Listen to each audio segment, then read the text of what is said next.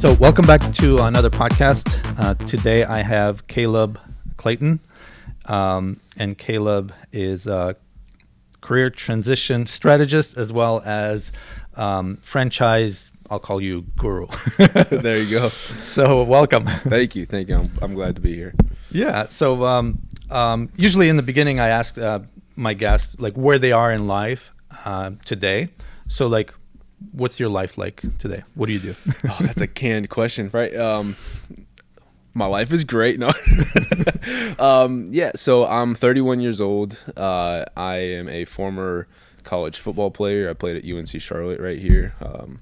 I have a wife and 2 kids. I have a 3.5-year-old son named Bo and a 16-month-old daughter named Georgia. We live right around the corner in Charlotte, and I'm a certified franchise consultant by trade. I'm the franchise guru, like you say, I guess. Just living large. Oh, that's great. So you said you played football. Did you play just in college, or did you move on to higher leagues? I tried to play after college the best I could, but unfortunately I got cut. I was with the Panthers for a little bit. Got cut, didn't quite make it through training camp and all that fun stuff. And then after that, I decided to hang up my cleats and figure out how to make money in the real world. I was getting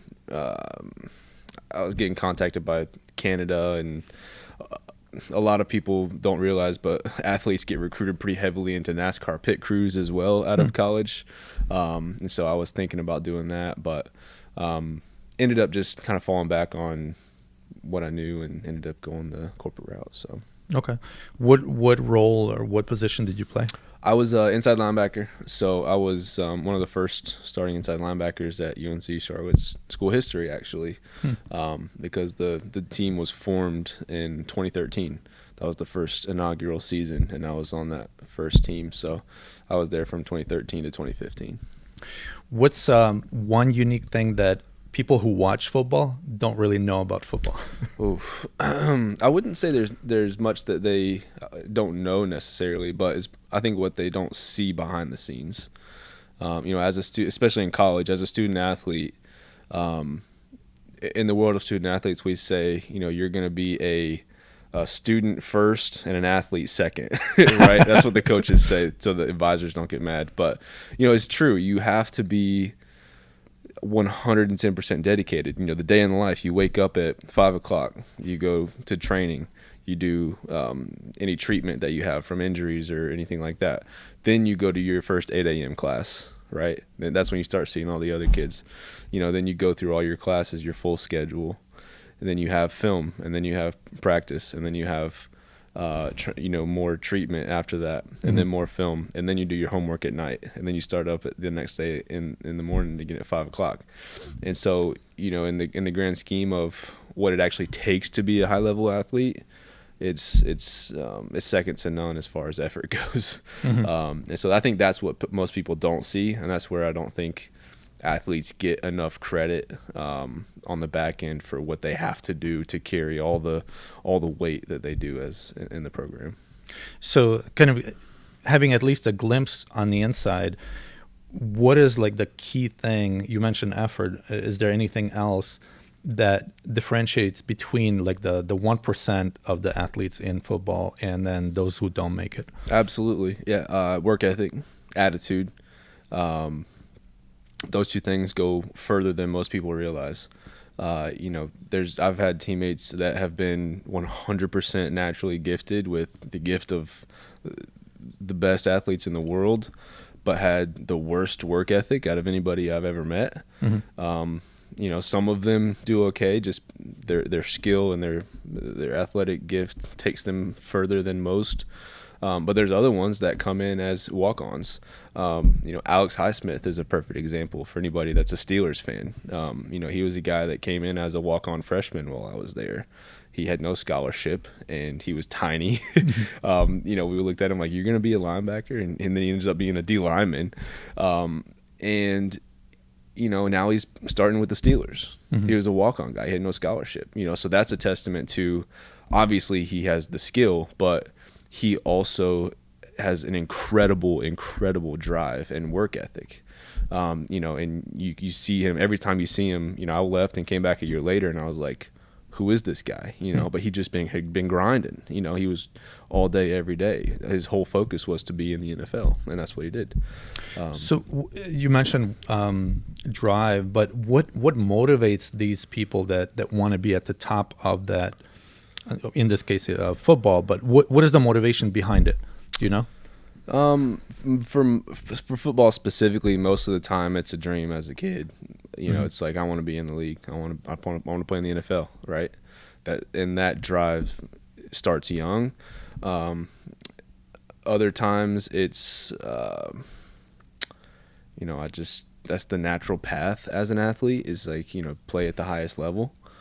And, you know, for me, that's kind of what it was. Like, I wasn't the guy that was in love with football, but, you know, it got me a free scholarship and a you know, an academic path that it paid for it all. And the natural path was like, I'm here. Why would I not try and at least make a practice squad and make $400,000 a year? You know, in the real world, that's not easy to do. So, you know, when you spend, you know, I played football for 16 years. I started when I was in, you know, 3rd, 4th grade. So when you're there, it's just like, hey, let's do everything we can to get as far as possible in this adventure. So, have you seen others who are have any kind of specific motivators behind them?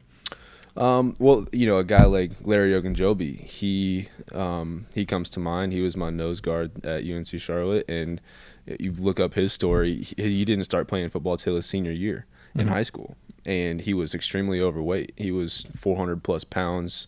You know, he was a gamer, so he'd sat in front of the TV all day, and decided to go out and try football his senior year, and, you know, he goes through a huge, amazing transformation, loses a ton of weight, and becomes this rock star football guy, and gets a scholarship at UNCC, and he's starting nose guard at the Steelers right now, you know. And so you see his motivation. You know, he was also a double major, so, you know, he wasn't a guy that was necessarily a football guy through and through. But football changed his life. And while he was getting his academics, he did a double major, I think computer science and biology. So, you know, if football didn't work out, he had a plan. Football wasn't make or break it for him, but it so happened that it changed his life, and he was passionate about it. He got a scholarship, and, you know, 4 or 5 years in a good Division I program turned him into a monster, and now he's in the NFL, right? So I think, you know, everybody has their own journey. Everybody has their own motivations. You know, some people are from bad places and they are trying to get out of it. Some people, football is an outlet.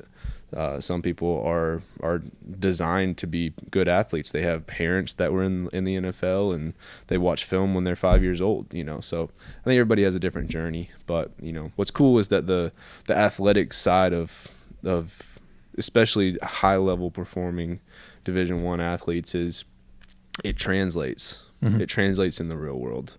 And that's that career transition strategist that I talk about. Is, you know, that's why I help people not only with transitioning in their career, but athletes too, transitioning from being a high performing athlete to figuring out what's next now that there is no athletes outside of things. So yeah, and that's where I'm trying to kind of like look at it parallel. Like the people who are super driven, super motivated in sports, when they transition to business, I would think, and from what I've seen, they're very driven in business as well.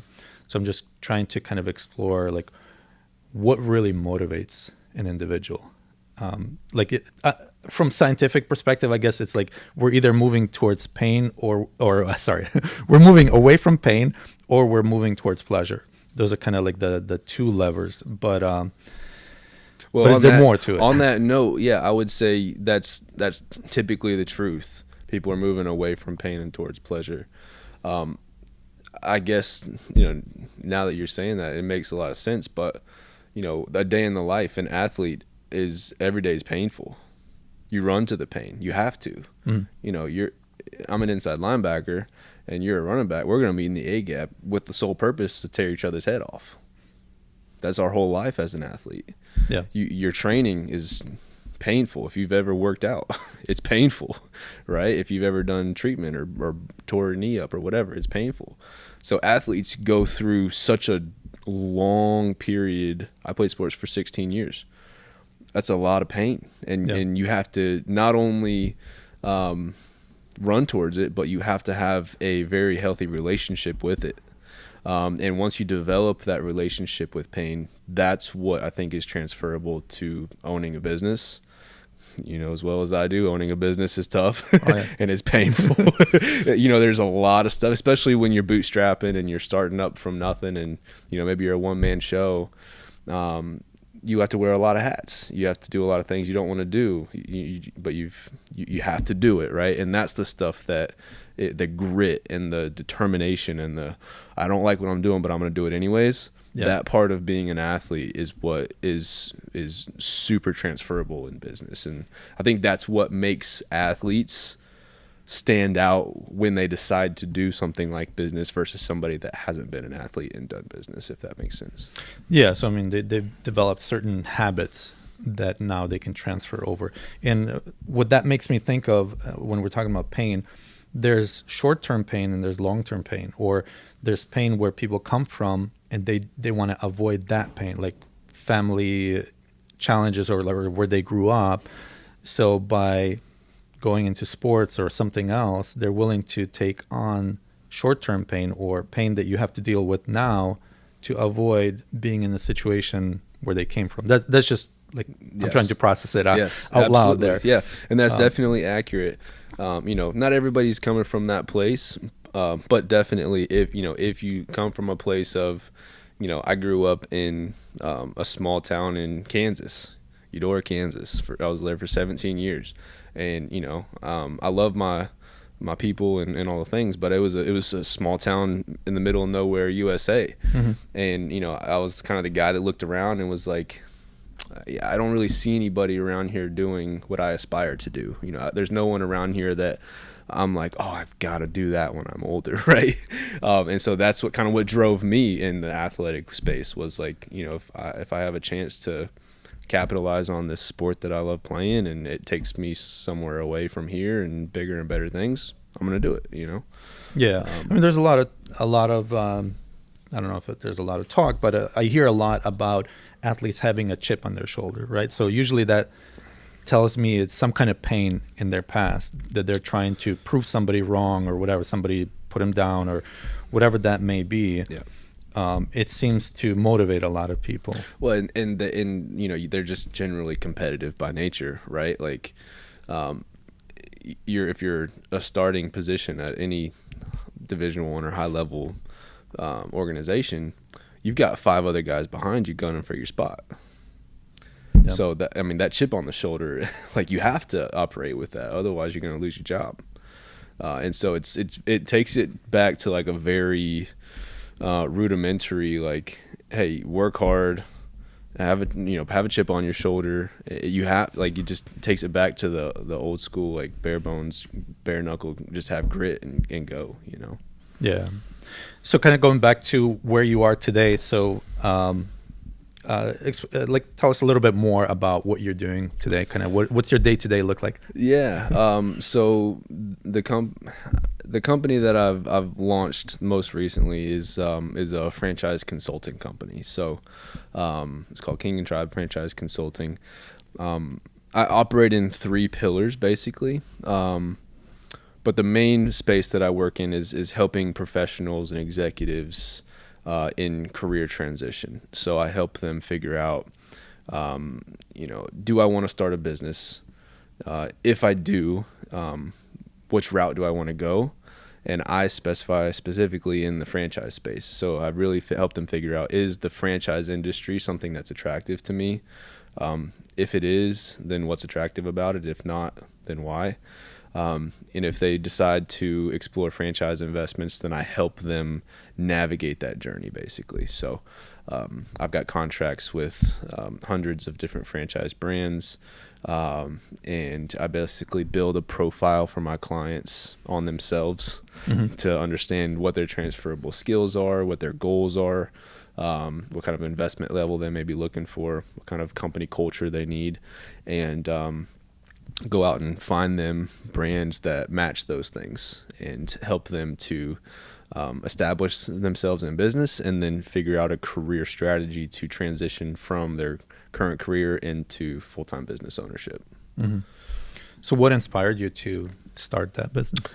I worked at a franchise in college. Okay. If you've heard of Pelican Snowballs, it's a shaved ice franchise. Okay. You know, when I was playing college ball, scholarship athletes, they have to stay all summer for summer workouts and summer classes and stuff. And I got bored. So I started working at the shaved ice franchise down the street. And little did I know that would be, you know, the thing that catapults my whole career.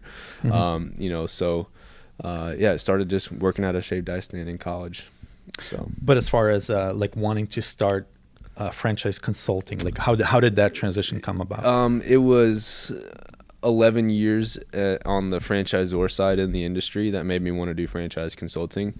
You know, when I was with Pelicans, I started, like I said, I was at the storefront level, became a regional manager with them, and the franchisee I was working for, he owned 3 locations. So I started managing all of his locations. He also was the area developer for the Charlotte territory. And I think he opened like 50 stores or something like that in Charlotte. And then he became the co-CEO of the franchise and brought me in to the corporate office at that time. So when I started working for them at that location, I think that was at like the 10th or 12th location in the company. And then when I left, when I was done with that company, I think we were at 227 locations. So I was able to see, you know, all of that experience helping develop and grow that company was instrumental in my career. I learned everything I know from that experience for the most part in franchising. And then I went to another brand and was the director of franchise development with them. It was a boutique fitness brand, and didn't have a great experience at that one. And that's what really catapulted me into what I'm doing now, was kind of having that eye-opening experience of how some brands do business, how they treat franchisees. They're not all created equal. And so, you know, what I didn't like about being in the Fran Dev side was I didn't like that, you know, if I was working with somebody, I could only show them that one brand I was working for. And even if it may not have been the best fit for them, that's what I was employed by. So that's what I had to do. I didn't like that. And I also didn't like that there were brands like the one I was working for that were not supporting and doing what they were supposed to on the franchisee level. And it was ruining a lot of people's lives. And so both of those things led me to leaving that company and starting my own independent consulting company. So where I can have my own independent contracts with different brands, where I can work with people up front for free. They don't pay me anything, and I help them pick the best franchise, and I get to vet the franchise, and I get to ask them the hard questions and why they're not supporting in certain ways, and keep people from going that route. That way they don't step into something that they were unexpected about. So that's the real why I chose to do franchise consulting, because you know, I don't want to be tied to one brand, and I want to keep people navigating towards the good ones and staying away from the bad ones, I guess, in short. Yeah, that makes a lot of sense. Plus, it gives you freedom of choice and Right. who you can recommend and all of that. Right. What kind of franchises are there? And I don't mean like companies. I mean like the types, or like maybe categories of franchises. I've got franchises in over 30 different industries. So to answer your question, anything that you have seen as a business, there's probably a franchise that does similar things to it. So it's limitless, really. You know, what I would say is some of the top trending, I guess, categories would be things like home service-based businesses and senior care. You know, helping people transition from helping elderlies transition into senior care homes and things like that. It's a huge space in the franchise industry. Health and wellness, fitness, those are also med spas. Those are huge spaces in the franchise industry as well. most people, when they think of franchising, they think of, Chick-fil-A and McDonald's. Yeah. And honestly, I don't really work with food franchises, to be honest. I just don't really believe in it. And so, yeah, most of them are things that people just have no idea about, which is what I love about it. Yeah. And what kind of structures are there? Like you mentioned, not all franchises are created equal. Yeah. Like what's a structure? Maybe define a structure of franchise. What are like different components of it? And then is there just one structure, or are there multiple kind of structures depending on different franchises? Yeah, so typical like franchisor company structure, you're always going to have, I specialize in the franchise development arm of that company. So typically you'll have, your C-suite, your founder, your CEO, your COO, CFO, if you will, all the C letters. And, then you'll typically break those up into development and operations. Mm-hmm. Okay, so you have the before somebody signs a franchise agreement, and then the after somebody signs a franchise agreement. The good franchises will have a very strong, maybe they'll have a VP of franchise development, they'll have a director in place, and maybe a franchise development manager or coordinator. And then on the ops side, you'll have lots of things like franchise business coaches, we call them FBCs, where they're meeting with franchisees on a monthly basis, reviewing P&Ls and helping them in the operations side. Then you'll have your marketing team, right? And typically your marketing team is split between two. Your operations marketing, so supporting your existing franchisees in marketing, and then you'll have franchise development marketing. Mm-hmm. So helping to grow the company, right? And then anywhere in between. Like I said, they're not all created equal, so not everybody has the right structure. Not everybody has the same structure, but generally speaking, those are some things that a good franchise at least should have in place. Mm-hmm. And if a small company is doing well, decent, and they want to become a franchise, good question. What are like what should they do? What should they not do? To be honest, the first thing they should do is have a conversation with somebody like myself, just very honestly speaking, because the first thing that I typically do when I talk to somebody that's consulting with me on, hey, should I franchise my business, is I try to talk them out of it, mm-hmm. Which is weird because, this is the industry I'm in, but franchising is hard, man. It's very hard. It's a lot of people do it for the wrong reasons. And so the first thing I always try to do is talk them out of it. And I try to scare them away from it. I try to make a very real, I try to communicate very effectively what the responsibilities and liabilities are as a franchisor. Mm-hmm. When you start bringing in these franchisees and you start helping people secure locations and go through operations and things like that, what happens if someone doesn't do well and they just invested $250,000 into your franchise and they're failing, and they put, they maybe leverage their 401k or their home, right? And they're looking at you to say, hey, I want a business like yours, and then it fails. How do you handle that, right? It's your responsibility. And so I try to first in the conversation make them realize, like, this is not just something that you do. You have to be all in. Mm-hmm.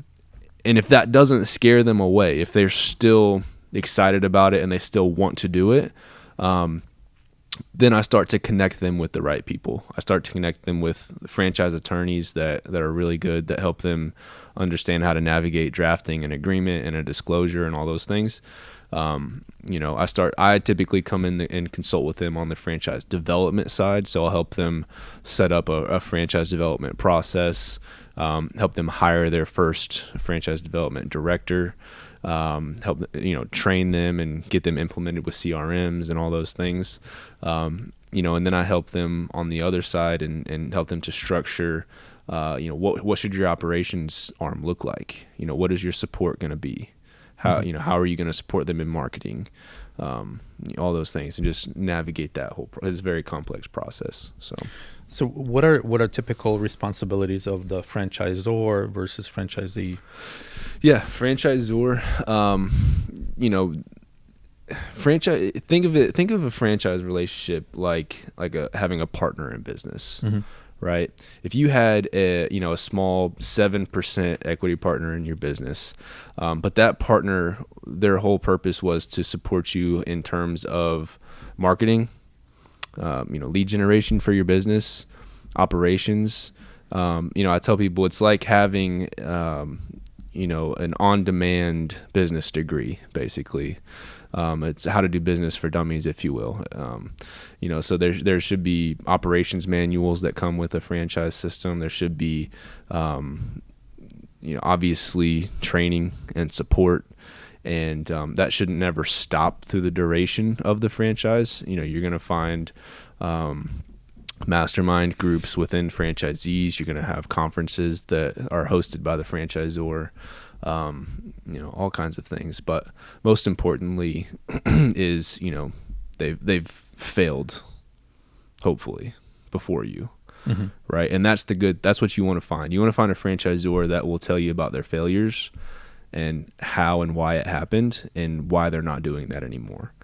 Because that's really, truly the benefit of going with a seasoned franchise, is that you get to step in to somebody's organization, to a business that has already figured out all the failures, and so that you don't have to do the same. As well as I do in business, like every day there's a decision you make that could lead to something not working. Yeah. And hopefully a franchise system has already discovered all of that. And that's in my opinion, the true benefit to leveraging a franchise model, is that all that's figured out and hopefully mitigated. Mm-hmm. What would you say would be the difference between a franchise model and a branch model? There's legal structure, all that, but as far as, I guess from your perspective, like what do you see it being better or worse, having a franchise kind of a model or having a branch model? Meaning, when you say branch model, you mean like someone doing corporate locations only? Yeah, like opening a new branch in another area, another marketplace. Right. Versus having a franchise there. Yeah, you've got to, in a franchise, you have to be ready to give up control. You have to be ready to let somebody else run with your name. But you'll often see them do both, though, to be honest with you. You'll see franchises that have corporate locations and affiliate locations, because that's how it starts. It starts by having one solid business, and then you start to grow it organically. You open your second location, you open your third location, and then people come to you and they say, man, I'd love to bring this to my hometown. And then maybe they live in Austin, Texas, and you're in Charlotte. You're not going to open a location in Austin, Texas, are you? Most of the time you're not. Right. So it's a way to leverage the growth and help give other people a means to start a business where they typically wouldn't have the opportunity. And so that's where leveraging the franchise model makes sense. But if, most people in their business, if they have 3 locations, 3 branches, if you will, that's a pretty big business. Mm-hmm. That's a good business model, right? So that's why I tell people, unless you're going to open up a branch or a business in every hot market in the United States yourself, which is highly unlikely for most businesses, usually you're doing all right. So franchising, you either have to have, much like athletes, you have to have a big dream and a big goal for your brand. You want to be a national brand, or you want to be the largest in an industry, right? It's a way to do that and accelerate the process, because if you have a proper awarding process, there's some brands that, they'll award. There's some brands that are doing 100 territories in 12 months that they're awarding, right? Which is not always necessarily the best way to go, but it's an example of how quickly you can scale a brand using the franchise model if done properly. Yeah. What are some challenges that you've seen in the franchise business, from both sides? We're going to be here all day. like I said, I started my franchise consulting company due to a multitude of factors. One of them being that I saw certain franchisor systems that were not operating up to par. Mhm. And what that means is maybe there were false expectations up front with the franchisees coming in. Maybe the franchisor oversold a pipe dream to somebody that they could never actually follow through with. So that leads to, them paying franchise fees and then not being able to open up multiple locations down the road and losing out on those fees they paid. Right. Mhm. That's a tough place to be. If you have a dream of coming in and being a 3-unit owner in a franchise, and you're 18 months in, still not in the black, and you're supposed to be signing your second franchise agreement, starting site selection for location number 2, and you're still not making money, that's a bad place to be. So I've seen that happen, and I've seen that happen where it could have been avoidable by just not awarding those people as many locations as they did, or actually supporting them on the back end like they should be. And so I'd say that's a challenge, is and then enter a whole different caveat into the franchise world called FSOs, which are franchise sales organizations. I think franchise sales organizations, while they're extremely good at what they do, there are some that take advantage of opportunities, and because their sole purpose is to sell franchise territories for specific brands, and that's what they do, is they sell, and they don't have they're not part of the brand. So when they sell territories to somebody, and then that person comes in and gets past to operations, that might not be anywhere near the ideal franchisee that they're looking for, right? And so that's a challenge. So you see that happening more often than it should be. But I'd say the biggest misconception about franchising is that it's for everybody, and it's definitely not. In every system, you're always going to have a top third, a middle third, and a bottom third of performers in that system. That's just, you're always going to have that. And there's typically a lot of alignment. If you look at the bottom third of every franchise system, there are similar traits and similar things that have probably taken place within that part of the organization. So, I think that's the side of what I do that's I'm most passionate about, because I want people to have realistic expectations. And, if they're starting a business, I want them to understand what that day in the life truly is going to be, and not just, everybody's, I call them entrepreneurs, right? Everybody wants to be a business owner. They want to start a business. They want to quit their job, and, they want to be their own boss, right? The buzzwords. And,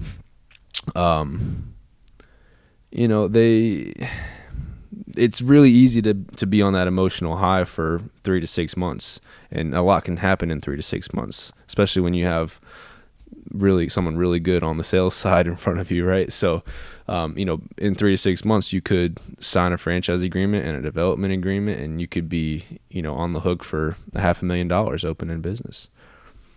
And, then you get into it, and maybe it's not what you expect, right?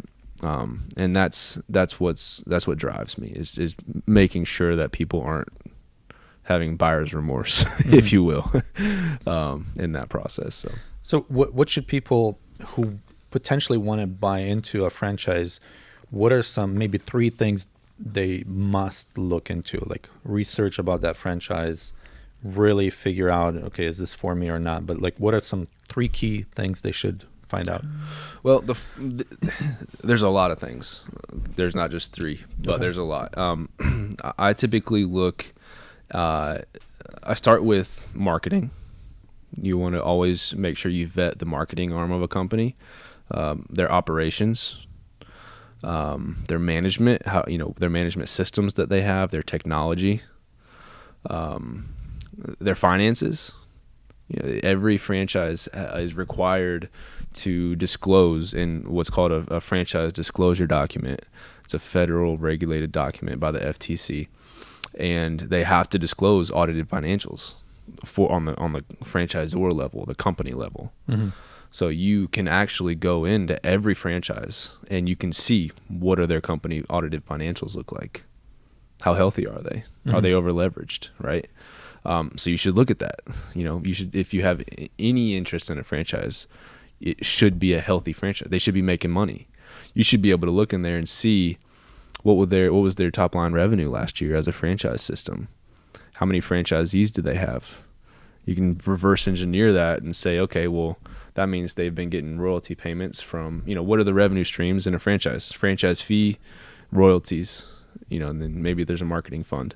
But, you can get a good sense of how much are franchisees really making, right? Because if you divide out gross revenue by how many franchisees they have, and then, how much is that in a royalty payment from each franchisee, and then what's the royalty percentage, you kind of get an idea of what people are on average making in the system with that calculation right there, depending on what kind of revenue streams they have. So finances, technology is huge.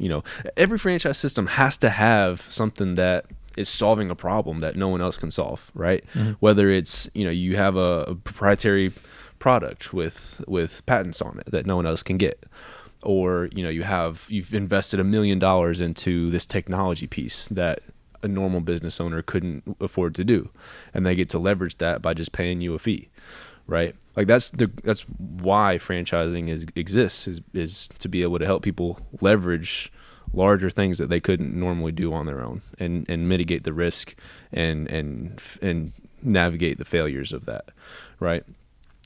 So those are some things that I would say you always have to make sure you consider when looking at a franchise. And then there's the other side of it, which is, does this make sense for me? Mm-hmm. Is this something that I like? Is it, what are my transferable skills? What has my career been? What am I good at? What am I skilled at? Because that it's important when you start a business, right? There's got to be something there that you like and you're good at in the business model. So you've got to identify that in yourself. You've got to make sure you understand and are very real with yourself with, how much do you actually want to invest? What are you comfortable investing? What kind of return do I need to get on that investment? Mm-hmm. And then be able to try and plan that out and vet it. And I always tell people on the franchise development side, a director of franchise development is not who sells a franchise. Other franchisees in the system are who sells franchises. If I'm helping you navigate opening a franchise or looking into franchising, the first thing I'm going to tell you to do if you're asking about a model or if you like a brand is, have you talked to their franchisees? They can tell you whatever they want. A franchisor, they can't necessarily come in and say you can make $100,000 a year. They can't say that. They can only talk to you about what's in their item 19 in the FDD, which is their earnings claims. Mm-hmm. But they can introduce you to franchisees, and those franchisees can tell you whatever they want. They're open books. Mm-hmm. There's no law or rule around what they can show you their P&Ls if they want to. So if you're looking into a franchise and you're not talking to the franchisees, I think you're absolutely wrong, right? The good ones and the bad ones. Yeah. If you're talking to the bad ones and you relate to those guys and they're in the bottom third that I was talking about, that's probably a good indicator that's where you're going to be in that system, because that's who you relate with. That's the crowd you run with. If you talk to the top third, the middle third, and the bottom third, and you're like, oh, these guys in the bottom, I didn't like that conversation. Like, I don't think they're doing things right. But then you connected with some of the guys in the top, and they're killing it, and you're like, yeah, that's my people. That's probably a good place. That's where you belong, right? That's a good indicator that you could also end up in that position, right? So the franchisor, they would give you referrals to the franchisees, existing ones, or they will, they should. The good ones will. Okay. And also, you can find a list of existing and former franchisees in the FDD. Mm-hmm. It's in the disclosure document. You can literally go into any franchise That's before signing the final documents, right? All of this is before ever signing anything. Okay. And that's why I love it, because you can go, an average franchise discovery process is about 6 weeks. So you can go 6 weeks learning about a brand or multiple brands, learn everything about them, the marketing, the operations, the finance, the technology, the management, all the things, talking to franchisees, validating with franchisees, have as many conversations as you want. You can talk to the executive team. You can they'll bring you to what we call meet the team day, which is, they bring you in person and they wine and dine you and get to know the executive team. You still haven't paid a dime, right? And that's why I like it. If it's done properly, if you vet it properly and you know the questions to ask and you know how to navigate that discovery process, I think it's the most transparent process you can go through. If you try to do it by yourself, and this is where there's a disconnect. Most people, when they start a franchise, it's because they have an emotional connection to that one brand, right? I've worked out at this gym, or I use this product, or I eat here, or whatever it is. And, I like their cookies. Crumble cookies is a good example. So they're like, oh man, I would love, I'm visiting some family and, there's not a crumble cookie back where I'm from. I'd love to bring this to my hometown. That's how most franchise conversations start. And so what do? They reach out to that brand. They call the line, or they put an email, they submit a request for information or whatever. And then they start talking to the sales team, right, by themselves. And so it's like, I relate it to real estate. It's like going to buy a house with no realtor. Mm-hmm. It's like going to navigate the stock market by yourself with no experience, right? Trying to discover and learn about a franchise brand and navigate the franchise industry by yourself is very risky. And that's why I do what I do, because there's a lot of things that you need to discover. But because there's such an emotional tie to that brand, people are just like, oh, I love the brand. I love their cookies. I'm going to do it. I want to take this, blah, blah, blah, blah, blah. And they get so wrapped up in the emotional side of it. Next thing you know, you're 3 years down the road, and you're like, oh, I didn't even think about, just the little stuff that you need to know about, you need to think about. They get blinded. And the franchise development people are like, yeah, because I'm commission based, Right. So, yeah. Well. So when it comes to the various fees that the franchisee has to pay franchisor, what are they? What is the structure of them? Is it like a startup fee or something, and then there's like ongoing, like you mentioned, royalties? Are those set numbers, like this amount per year or per month, or is it volume based, like percentage of everything you sell, you get this much? Like what is it like?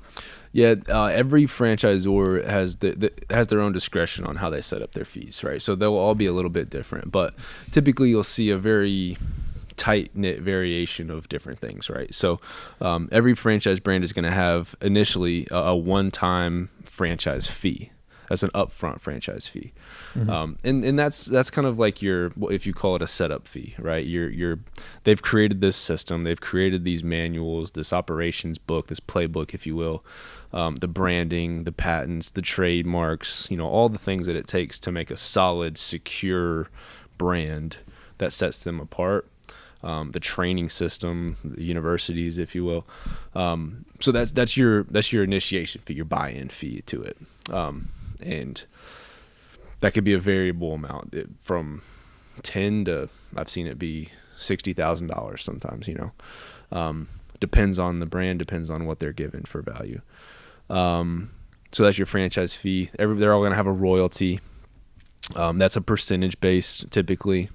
Sometimes they'll have a flat fee royalty, but most of the time they're percentage based, anywhere from 5 to usually 8% maybe on a royalty at the max. And then a lot of times you'll see a brand fund or a marketing fund where that's a 1% or 2%, a smaller percentage that people will pay into, and that's for national advertising and recognition. So, things like print ads or the stuff that you see on TV.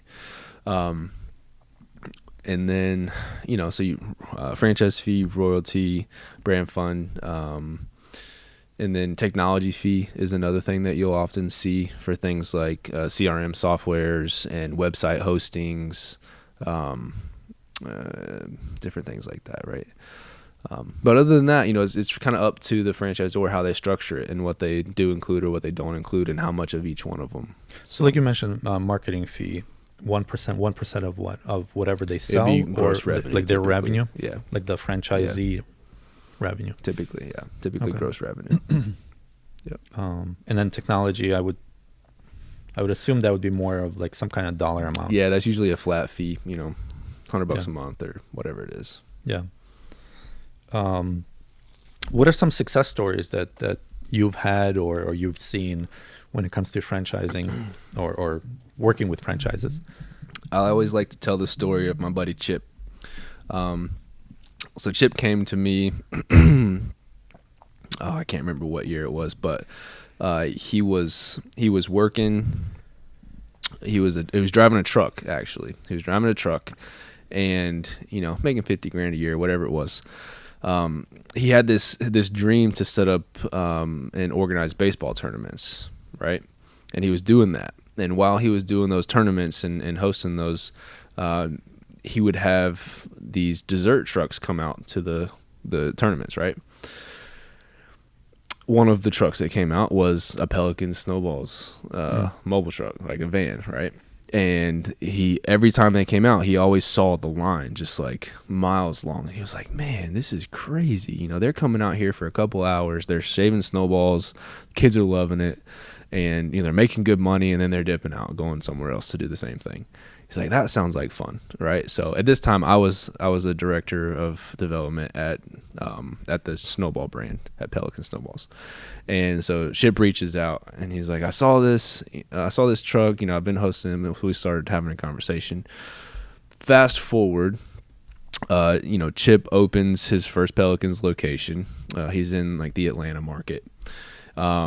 Opens up his first location and absolutely crushes it. Just absolutely crushes it. He comes back to me and says, Caleb, like, this is unbelievable. I want to quit my job. I want to do this full time. I'm ready. Let's go. Let's scale. So Chip opens up location number 2. The day he opens location number 2, quits his job. And, that moment was very special for me because that was one of the first franchisees that I really got to work with through that transition of, hey, I've got a dream. I see this happening. I know I can do it. How do I make it reality?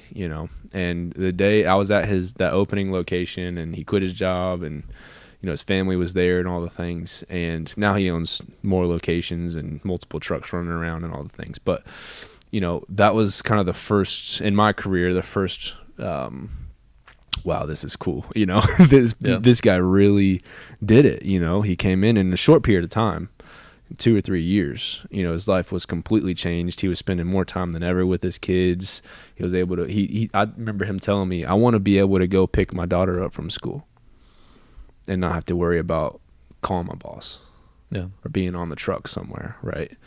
And I was like, okay, well, let's make it happen, and that was cool. That was my first big success that is noteworthy in my head that I like to share that story.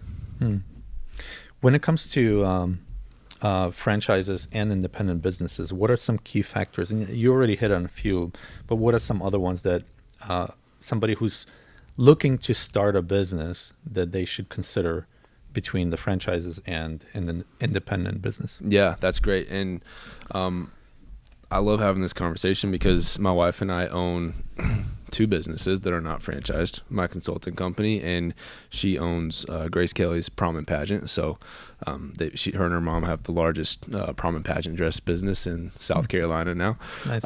And that's not franchised, obviously. I've been trying to talk her into letting me franchise it, but she won't do it. So shameless plug to Grace Kelly's, but yeah, and I've been a franchisee. I was a franchisee in the Pelican system, so I've experienced that as well. And there's what I would tell you is if you're looking to start a business and you've never done it before, how much money are you willing to lose?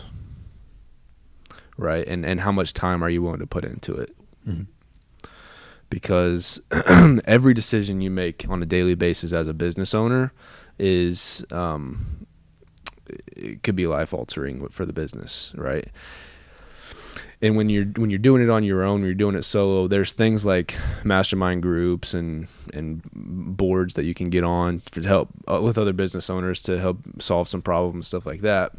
But everybody in your industry is competition, so why would they help you? Right? So you're going to be leaning on people that maybe aren't necessarily in the same industry for questions if you're not franchised. And so I would just tell them to consider all of the above. Like how much money are you willing to invest? How strong is your business plan? Have you done it before? And if you don't have the answers to at least those questions, then you probably shouldn't start a business on your own. Those are all things that when you're going through a franchise development process, when you're discovering if that's for you, those are all items that are discussed and planned, and pro formas are built and projected and all that stuff. So either way, that should happen, whether it's a franchise or not, I would say. Yeah. So when it comes to franchising and the franchise businesses, what have you seen change in the past, since you got into it till now? Like, what are some changes in how franchising is done, or the relationships between franchisor and franchisee, or whatever it is? Like, what have you seen? Any kind of trends have you seen? I would say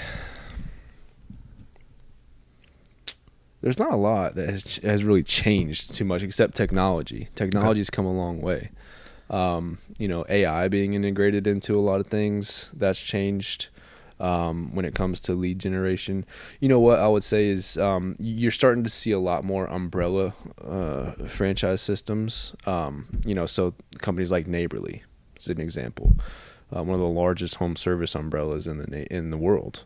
And they're all home service based franchises. So you're starting to see that happen a lot more with brands that maybe they have one or two brands. They'll kind of form an umbrella, if you will, and they'll try and niche down. Like maybe they acquire small businesses that want to franchise, and they'll be specific in the health and wellness industry or home service industry or senior care living. And so that's kind of a newer development of I've seen a lot more of, like Authority brands and Evive brands, and Neighborly's is one of them. And you're starting to see a lot of those. Horsepower brands is another one. You'll see them pop up quite a bit. And then on the other side, another thing that, like I was talking about, the FSOs, the franchise sales organizations, those are popping up left and right. And that's a part of the franchising industry that I think is going to be getting more heavily regulated. I'm hoping that it's going to get more heavily regulated, because that's kind of a wild west game right now. But yeah, I would say the development of those FSOs, that's probably been one of the biggest things that has changed for me personally in the industry. What are some misconceptions about the consulting, like what you're doing, that people don't understand or is not really clear to them until you explain it? Yeah. When I tell people that I work with them for free, they're like, what's the catch? Why? And so I'd say that's the biggest misconception, I guess, that I get, is like people don't understand how or why I would help them for free, right? Or how do I even make money, right?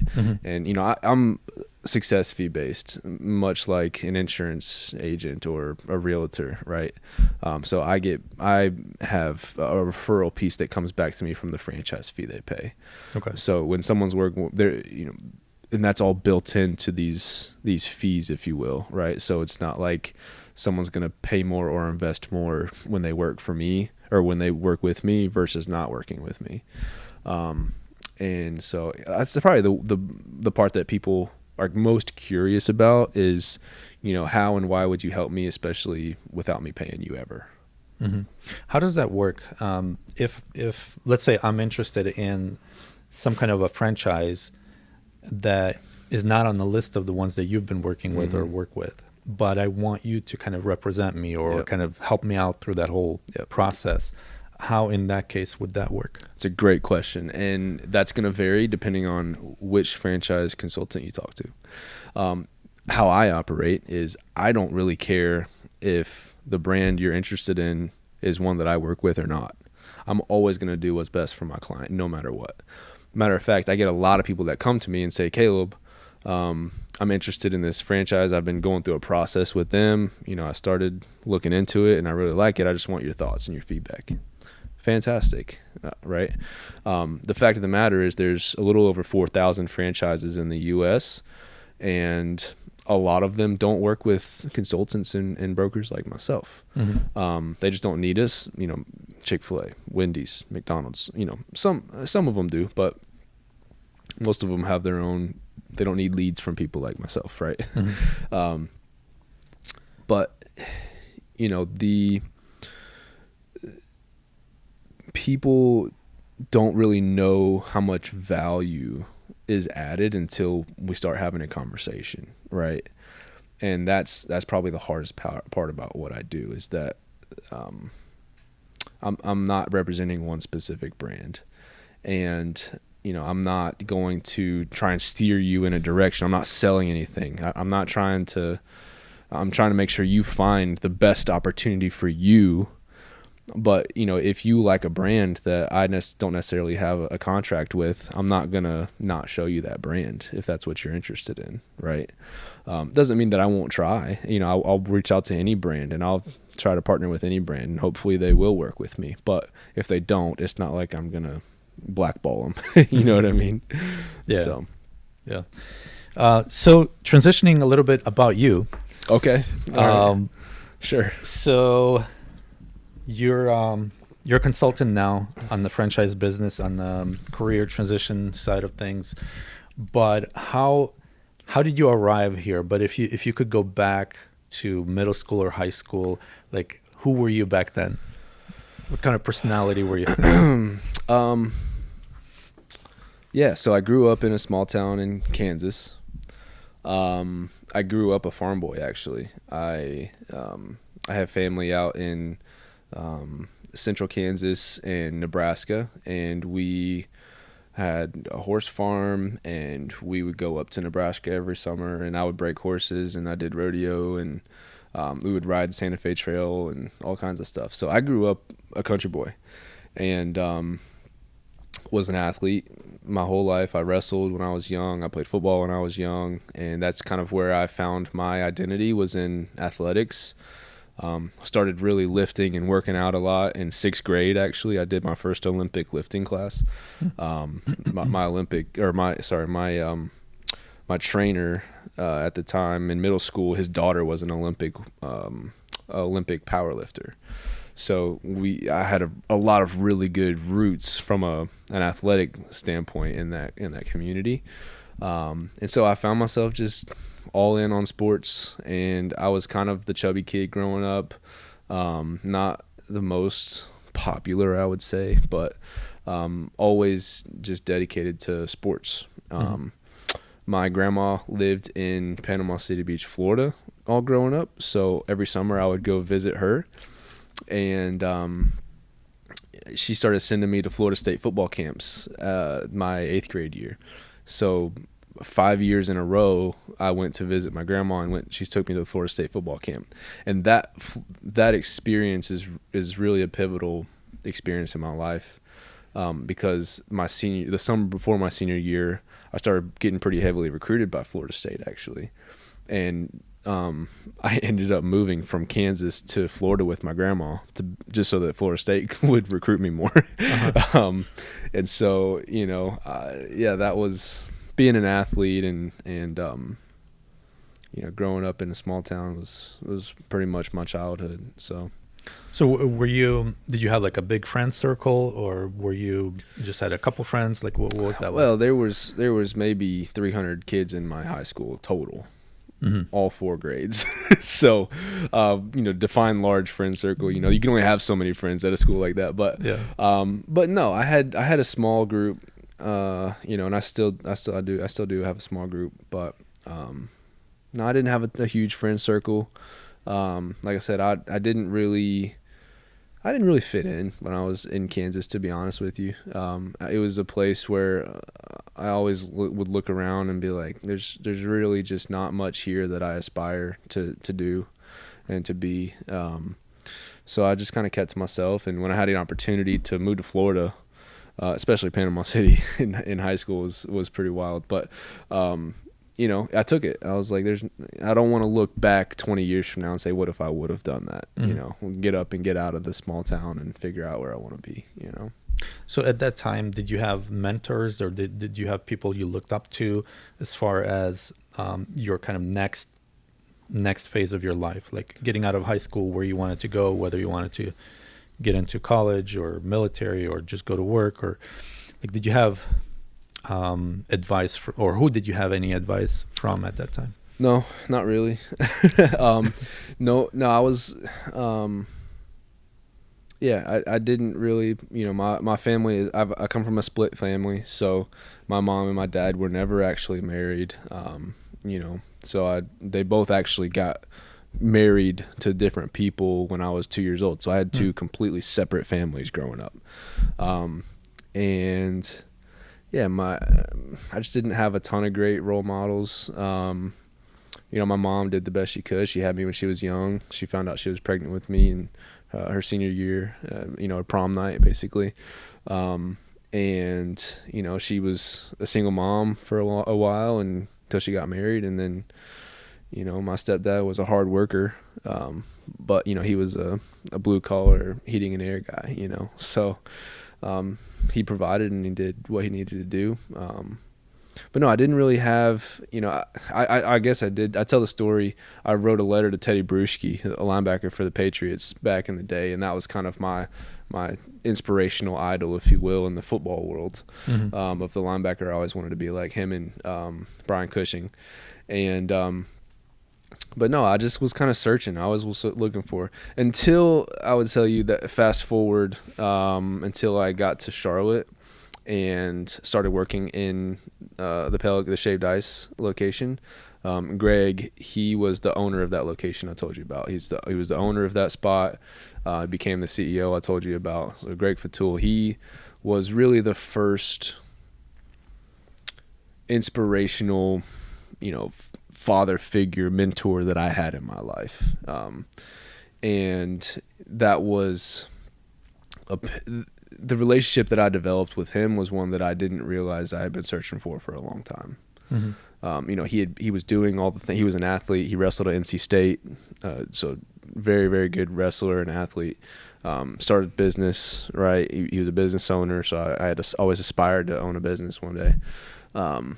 You know, he helped me navigate a lot of the difficulties when it comes to figuring out what I want to do and who I want to be, and how do you transition from being an athlete and to what's next. You know, that was not an easy conversation. And so I give a lot of credit, and I'm forever grateful and thankful for my relationship with Greg and his wife Tina and that whole organization, because Pelicans really, you know, Greg and that organization and Pelicans, they really, they helped me figure out who I was, and they helped me put into practice what I had only had in my head, I guess, is the best way to put it. So yeah. What were some conversations like? Like what questions did they ask you, or he asked you, or like how did he kind of steer you? We just connected, right, you know, we related. You know, our relationship started because I brought some of my teammates up to the snowball stand after a hard workout one day to get some snowballs, just as customers. And, you know, Greg and Tina were both in the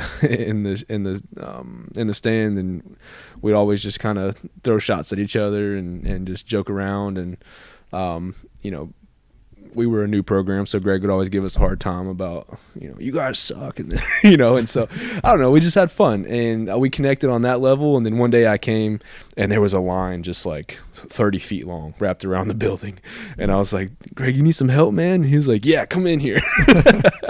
And so he brought me in, and I started shaving snowballs, and then it just kind of went from there, you know. and we connected. But we had very difficult conversations around, like, they helped me through relationship stuff, and just we navigated a lot of different things. But it's just all based off our relationship. What are some characteristics of a role model or a mentor like Greg is? Like what are those characteristics that are good, that make a good mentor? I aspired to be similar to Greg for reasons like he never lied.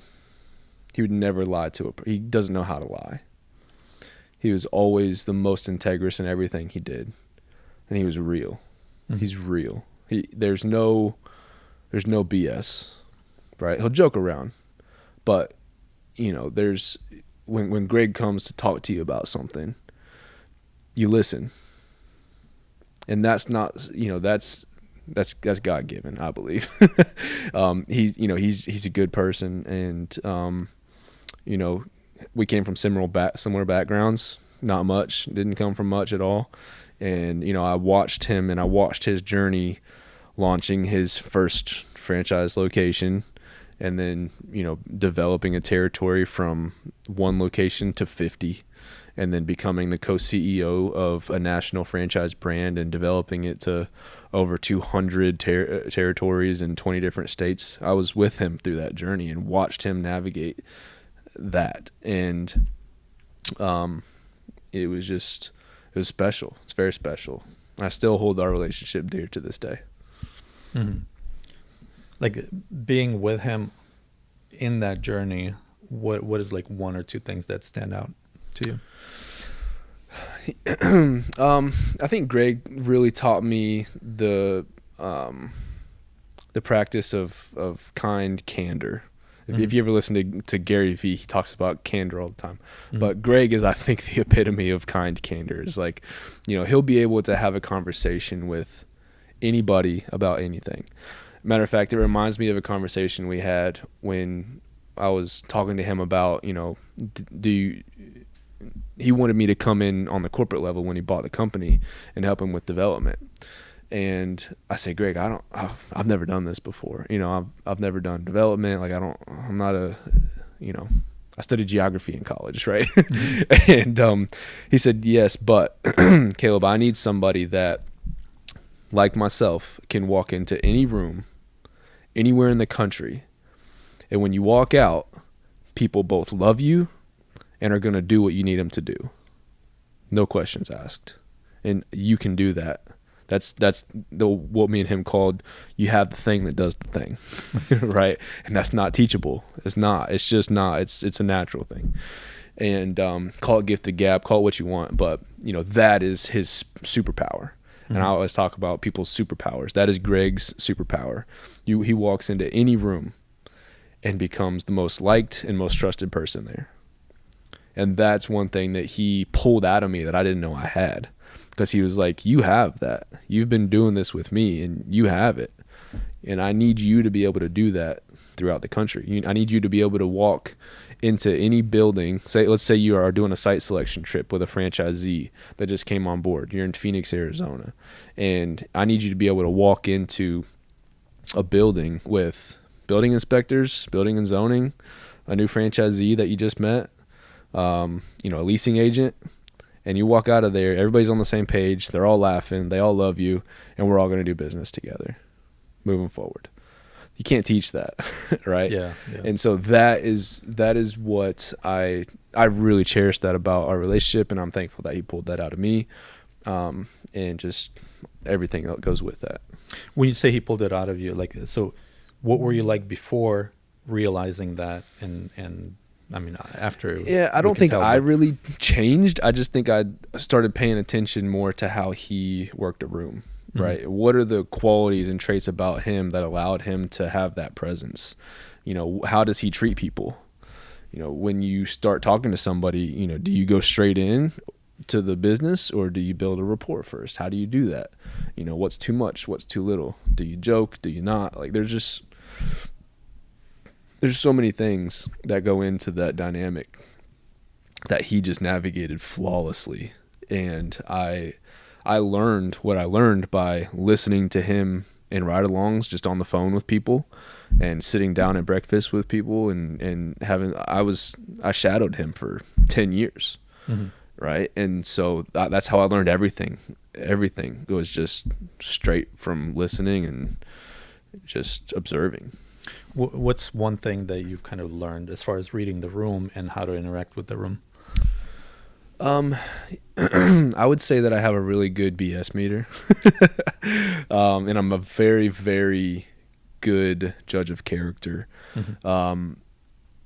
And I've always been a very empathetic person, and I think that's been a huge deal in helping to navigate rooms like that. When you're in when you're in a room with multiple people, and in the franchise, like for an example, one room that I could say that I've been in, like like I said, I'm in a potential leased space that we're looking at. I've got a franchisee with me that they just came on board, and we're trying to find them a location. Right, so that's a fresh new dynamic and relationship that we're navigating. But then I'm there going to bat for them with whoever's representing the space. Maybe that's a leasing agent, and a lot of times you'd have, like I said, building and zoning inspectors there and things like that. So it's a very dynamic conversation now, and it's one that, when you walk in, you're immediately going to, I typically immediately feel a certain energy, if you will, about the room. Like, are these people there just for business? If you smile at somebody, do they smile back? That's a good indicator of certain things, right? When you go to shake somebody's hand, are they like stoic and you will feel my presence, or are they kind of reserved? And because that's an indicator of how you need to approach a conversation with them. Mm-hmm. If you're sitting in front of a builder and they're coming in, they're a stoic person, their hands are calloused and all the things, they're going to be pretty rough around the edges probably. They're going to be straight to the point. They're usually a straight shooter, right? If you come in and someone's more reserved and they're more soft-spoken and, maybe they just are by the book, right? Like, they're probably going to be more analytical. They're going to be more by the book, and they're going to be boom, boom, boom, boom. So all those things matter in a room like that. You have to be able to read the room. You got to be able to make sure that when someone's talking, how did this person react to what this person said? When this person said, yeah, we want, $150 a square foot. What did my franchisee look like when they said that? Are they okay with that? Are they open to that? Right? Like, how's the conversation going from there? So yeah, it's all of those dynamics are just interesting to navigate. So yeah, and to do that, to be able to read the room, you have to understand human nature, right? Like personality types and things like that. It helps. Yeah. Okay, so you've kind of moved out of the small town in Kansas. You went straight into UNC right after, or what was that? No, that's a good question. So I actually I moved to Florida, was getting recruited by Florida State. My senior year, they ended up offering me a gray shirt, which, if anybody's familiar, basically just means that you're a preferred walk-on, and they're going to try and get you a scholarship spot when somebody graduates or gets kicked off the team. And so I was going to do that. I had about a 75% scholarship, academic scholarship, to go there. And my grandma was actually going to bankroll the rest of my tuition until I got a scholarship, which could have been never at Florida State, So, but my senior year, my grandma got breast cancer and had to go through mastectomies and all kinds of stuff. So I had other schools looking at me. I was getting recruited pretty heavily by Navy. I didn't want to commit the 7-year serving after you graduate to the Navy, or 5 years, whatever it is. And I also got recruited by a little school called Georgia Military College, which is a junior college. So that's where I ended up going. I was on scholarship there. And my thought process around that was, let me go here. This is a stepping stone. There's two reasons people go to a junior college.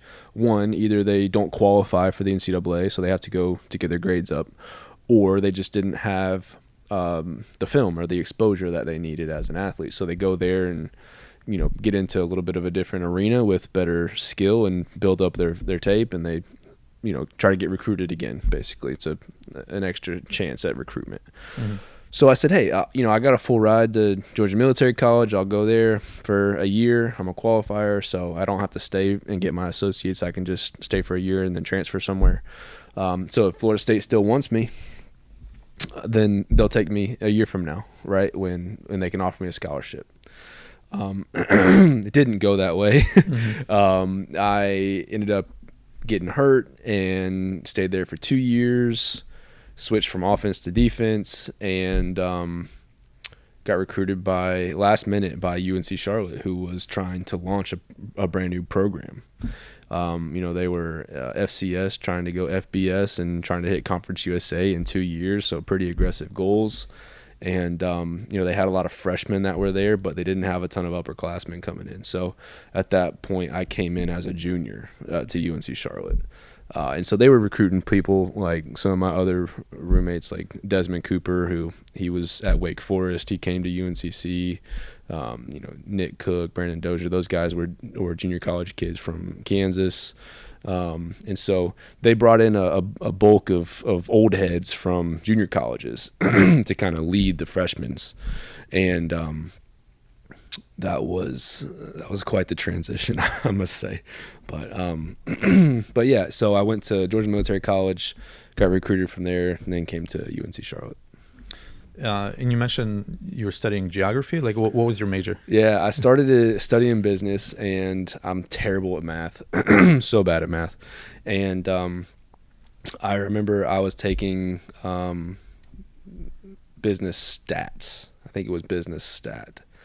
Or maybe biz calc. I can't remember which one it was, but I ended up taking it, and you had to pass with a C for those. So I barely missed it. I got a D, and I had to take it again. And when I took it again, I had to take it as a summer class, which was like super condensed down into like multiple weeks, right?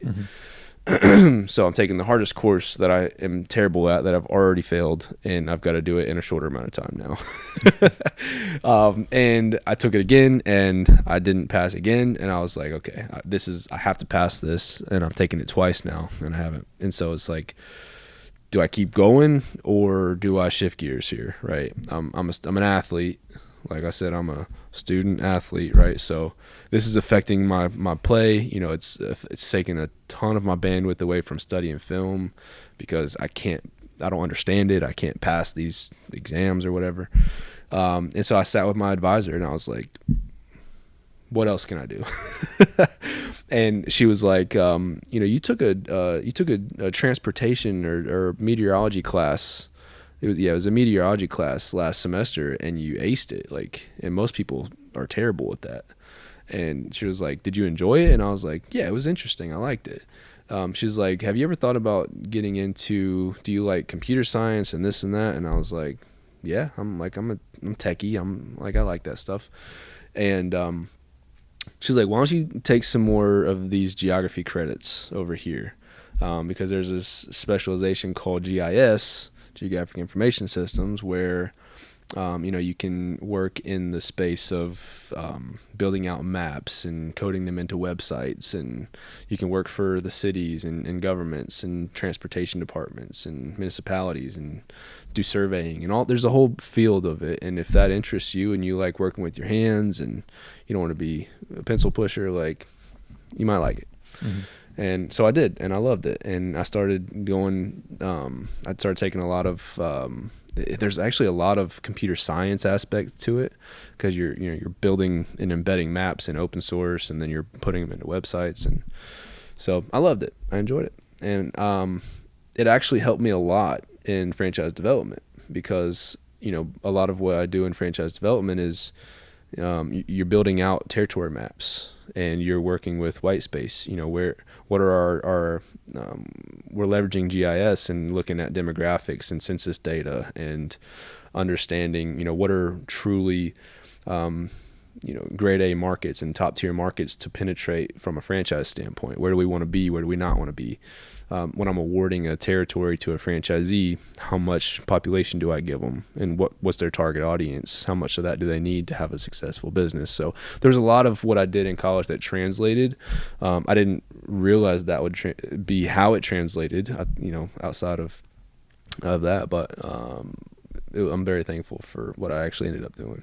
Yeah, and it seems like even the statistics kind of translated as well. Yeah, but oh, man, it sucked. I hated it. Yeah. So eventually you got married as well. Yes. What was your life like before getting married and after? I was a bad kid. Yeah, I didn't have a ton of structure growing up, and I went to high school in Panama City Beach, Florida, spring break capital of the world, right? So I was troubled. I had a lot of fun, and I was the Division I starting linebacker, and so we had fun. We partied. I also was in a fraternity. I was a Pi Kappa Alpha, and yeah, so we had a lot of fun. I'd gotten in a lot of trouble, and like every other kid. I actually, when I met my wife, I was bartending in downtown Charlotte at a place called Prohibition. Mm-hmm. And she was DDing and just came in, and we were playing heads up behind the bar because it was slow, on the game. And she jumped on, she started playing with us, and we ended up going to the same church, and like 2 days later went to church together and started dating. 5 months after we started dating, I had proposed, and then we got married that same year, and yeah, the rest is history. So how old were you at that time? I was 25. Okay. Yeah, 25. She was 22. Yeah. So now you have 2 kids. Yeah. So what's life like in the family? Oh yeah, no, it's fantastic. Having kids, people say this, but when we had my son, it literally changed everything about my life. Everything. Perspective on things, and just prioritizing what's most important in my life.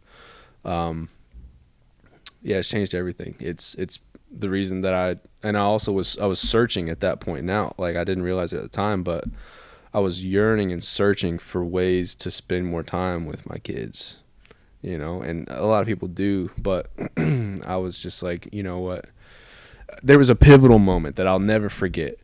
I had left Pelicans. I was working at the next brand I was with, and it was in Charlotte. I was 3 days in office, so I'm in Waxhaw, so it was like an hour and a half drive one way, depending on traffic. And I had to be in the office by 8 o'clock. So I'll never forget this, man. I was leaving the house one morning, and I would have to leave before anybody was awake. So I went into my son's room, gave him a kiss on the forehead, and I always pray over him before I left the house. And I was sitting, and I had been doing this I was at this company now for like maybe 4 or 5 months. Mm-hmm. So new routine, learning a lot. And it was like probably 6 days straight where I had left the house before anybody was awake, and I had gotten home right in time for bed, like barely in time for bed. And it was weighing on me, and it was weighing on our marriage and our relationship, and just, it was hard, very hard. And, my wife would send me videos and pictures of the kids of, he walked today, or, just stuff that your core things that you don't want to miss as a parent. And I was like, something's got to change. This is not it. This can't be it, because this is miserable. And I cried, dude. I cried. Tears dropped on my son's head while he was sleeping before I walked out of the door. And that is what makes me so passionate about what I do now, I think, is to help people that are in that same place, that yearn change. Mm-hmm. And my number one question for people is like, hey, do you know anybody that's miserable in their career? Because career transition strategy, that's what I do. It's like I help people that hate what they're doing figure out how to love what they're doing, you know, and do it for themselves. And so that's, I would say, arguably, my kids are one of the most pivotal moments of my life, because it's changed the direction of everything. Yeah. So when it comes to that career transition, what usually drives people? Like for you, it was your family, your kids, right? Yeah. What is that the only thing? What other things drive people to change? Yeah. Usually it's time. Usually it's time and or lifestyle. That's all encompassed in like kids or family or whatever, but time and lifestyle are two big pieces. And do you find that people who want that change, what kind of mindset do they have? Is it a mindset of like, well, I just want to work less and be home more? Or are they still like hard workers where they don't mind putting in whatever time, whatever effort needed, but then they just don't want to miss the time with their families at the same time? Yeah. It's kind of a catch-22, because as a business owner, you know, when you start a business, you're going to work harder than you ever have in your life. Yeah. So I'd be doing people a disservice if I told them that, you know, when you start your business, it's going to be the easiest and the best thing you ever did. It's going to be the hardest damn thing you ever did.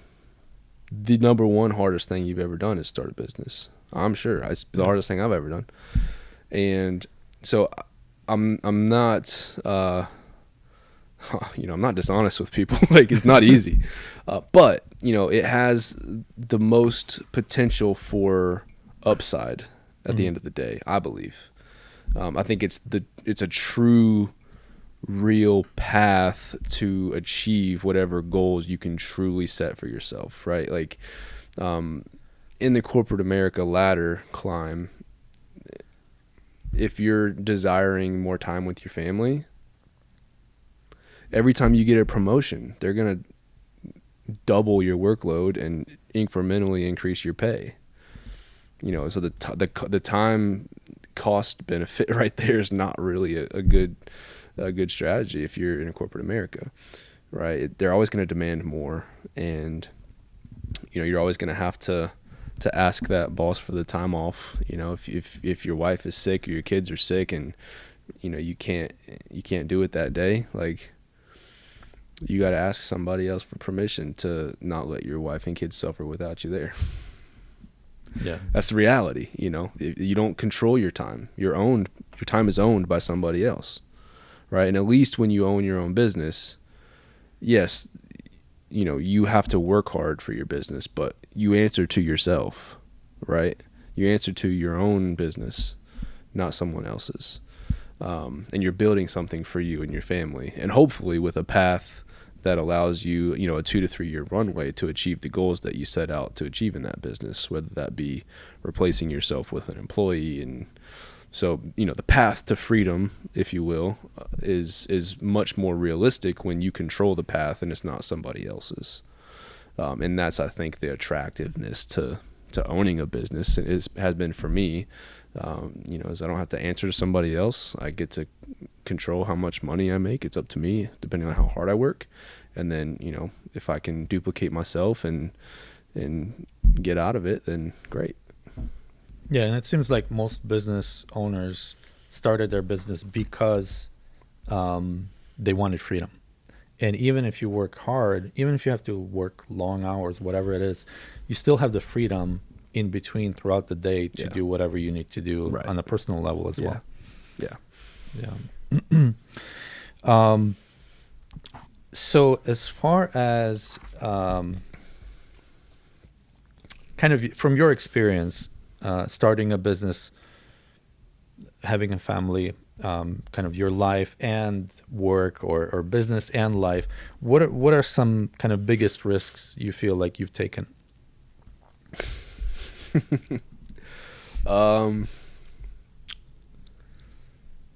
I think just starting a business in general. Every time I've started it, I've personally launched 2 businesses myself, in my 6 or 7 years as an entrepreneur. and both times were equally as scary. The first time, I tell this story all the time.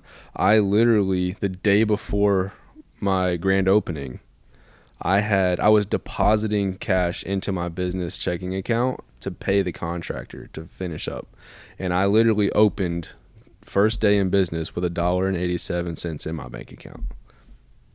That's all I had to my name, but I had a business, and we did like, I don't know, $40,000 in revenue in 30 days after I opened.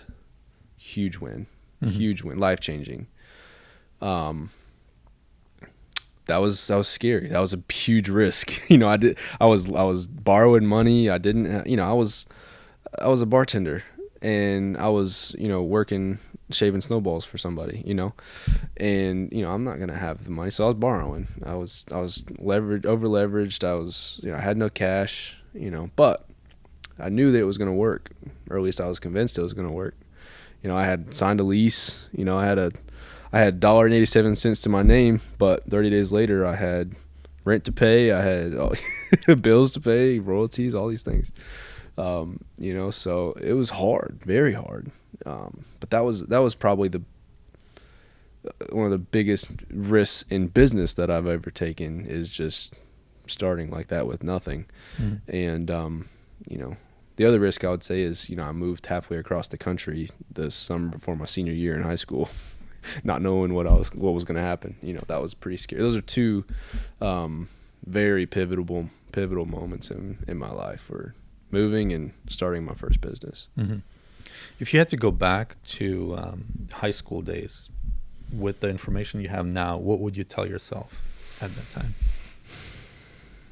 Hindsight's always 20/20, but I would say to just stay on the path and follow your gut, because everything's great. Like, it all works out. I always tell people I'm a believer, and the name of my company now, King and Tribe Franchise Consulting, is my businesses have always been my ministry, and I would tell myself, find God sooner and follow him and trust him more. That's what I would tell him. Don't be such a shithead. I was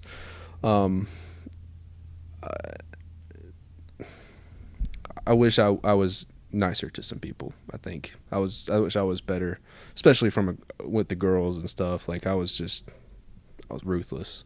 We had a lot of fun. We did a lot of different crazy things, and some people got hurt, like, just emotionally, that I wish didn't happen. So that would probably be where I would give myself some more advice, is just be a better human. Be considerate of other people a little bit more. Yeah. So you mentioned you're a believer. How do you incorporate faith into your business? How do you merge the two? Well, when I owned my Pelican Snowballs location, I played worship music every single day, and we would hold Bible studies with employees, and we would have worship nights. We'd have live like we had people that were on the worship team at Elevation. They would come to my location to just play live and worship, and people would be out there praising and getting saved at a snowball stand. Like, it was fantastic. It was wonderful. There was one day I'll never forget this. I was playing worship music, and a Spanish worship song came on, and I couldn't understand it, obviously, but there was a lady at my window, my server window, who was Hispanic, and she couldn't speak English, but she typed in Google Translate, and her message said, "Thank you so much for playing the Lord's music. I will be here as much as I possibly can to support your business." And she was sitting there singing and praising, and and it's just been a testament, like, that everything that I've done has all been ordained by the Lord. So, and then, now, like, business I do most of the time is all virtual with consulting. So, my virtual background, King and Tribe Franchise Consulting, gets a lot of questions. So it's a great conversation starter, builds a lot of trust, and then starts a lot of conversations with people that aren't believers and are curious about it. So just always, always preaching and helping people navigate that. Yeah.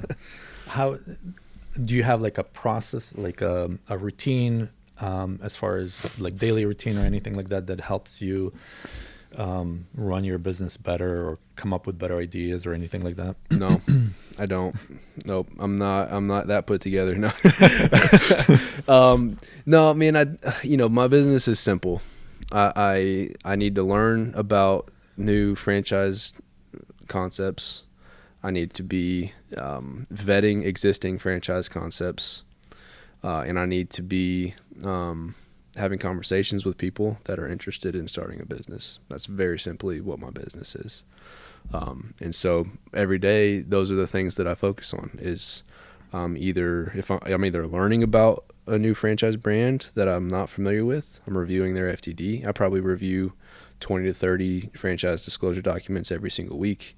I'm vetting their leadership teams. I'm setting up one-on-ones to ask probing questions about their brand and find, poke holes in it and figure out where they might be struggling.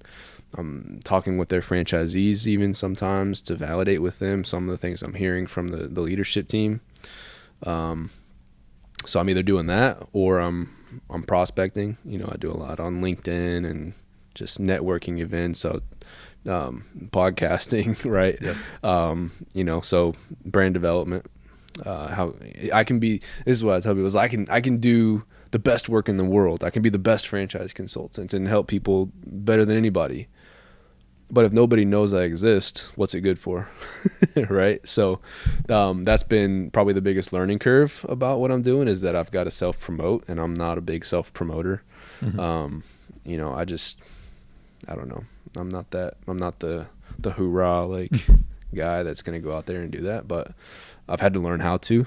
I've had to learn how to champion my own brand and myself, and figure out, why am I truly doing what I'm doing? Like, why do I feel like it's important?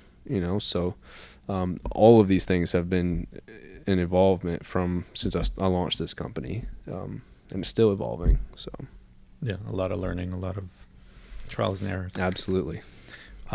Share anything else you want to share about your company or about what you're doing, where people can reach out to find you?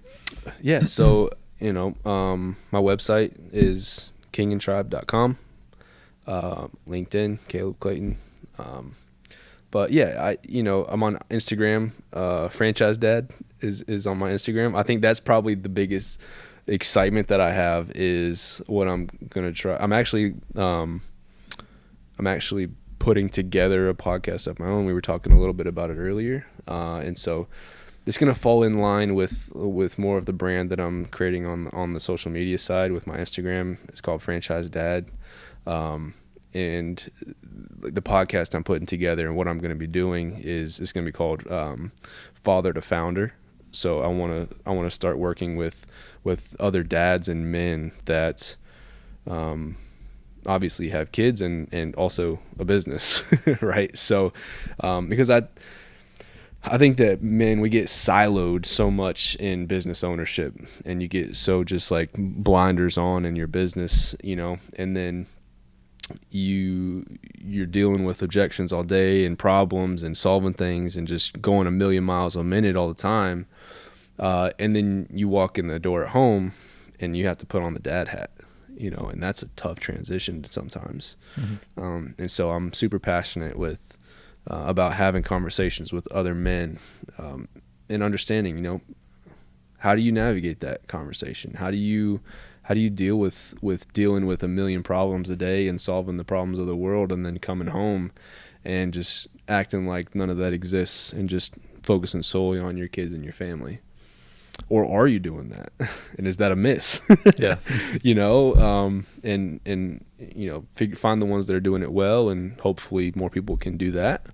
And then inspire other dads that are maybe in corporate America that want to have that freedom and that flexibility and that control. And then hopefully in those interviews, we'll be able to inspire some people, to do their own thing. So, yeah, that makes a lot of sense. Have you heard of, I think it's called Carolina Outpost? I have not. It's a men's retreat group, or Cool. I'm missaying it, Yeah. but it came from John Eldridge. He wrote a book about what's it called? I don't know, I'll have to look it up. But basically, it's organized for men to get out there and kind of like recharge, Yep.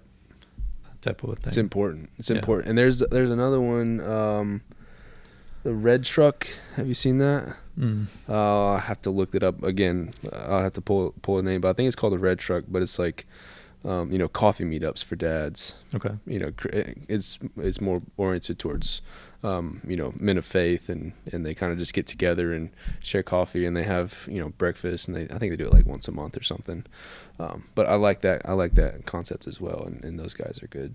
But yeah, I think that it's not the norm for men to talk about their problems and their feelings, and I'd love to be able to normalize that more, because there's a lot of men struggling out there. A lot. I was just on the phone with a guy before I got here for this podcast, who played football at App State. Mm-hmm.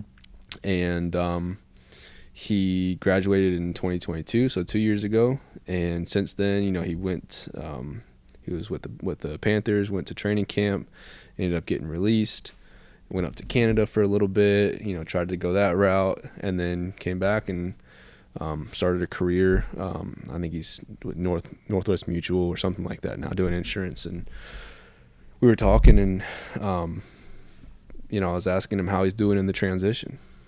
You've been on billboards, and you've been the face of the program, and you've been flying first class, and you were with the Panthers, and then you went to Canada, and you're a professional athlete, and now you are prospecting people, selling insurance. How are you doing? Yeah. And man, the conversation gets very real very fast, right? That's what I'm passionate about, is connecting with guys like that, and connecting with people that everybody's got a facade. Everybody has a mask. A mask of like everything's good. 99% of the time, they're full of shit, to be honest. Just to be frank. Because we're taught that we can't talk about those things. Yeah. No reason. Figure it out. Put your head down. Are you a part of like a men's group or anything like that? I've got a close group of men that I hold very dear to me, and like I said, I'm always a small circle guy, always have been. So like I said, I've got a group of very good men in my life that I can lean on, and we lean on each other, and we have very strong relationships, and I'm very thankful for them. So I think there's layers to it. Like there's my really, really close, small knit group. And then there's more like, I would say, friend acquaintances that are men that we can discuss other things in business and in life. And then there's everyone else, right? Yeah. So I mean, just whoever's listening out there, I think it's important for people to kind of get into some kind of a circle, and you want to have an inner circle, and then you have kind of everybody else. And yeah. And it's easy to say, like, reach out if you need anything, but like, no one's that's the circle that will kind of hold you up and so on. Like, yeah. And it's you got to be intentional about it though. mm-hmm. It's like the conversation when you're talking to somebody, like, hey, let's go get lunch sometime. Okay, let's do it sometime. Okay, cool. And then you never get lunch. It's like, okay, let's get lunch sometime. All right, what are you doing next week on Tuesday at 1:00? Right? Like that little shift in conversation changes a lot of things. And you'll find out who's really open to doing those things when you start being very specific about scheduling stuff, right? Yeah, definitely. So one more question for you. What does the world need more of today? Kindness. I think they need more kindness. I think more people just need to be kind and lift each other up more. I see too much crap, too much hate, too much of all these things, and not to get political, but in today's environment, it's pretty wild what's happening. People can't afford to buy groceries, right? And so, yeah, I just think kindness goes a long way, you know. So that's what I would love to see more of. Yeah. Well, Caleb, thank you so much for It's been a pleasure. A guest here and sharing your story, sharing a little bit about your business and the industry. Absolutely. Yeah. I thank you so much. Thanks for having me. Yep.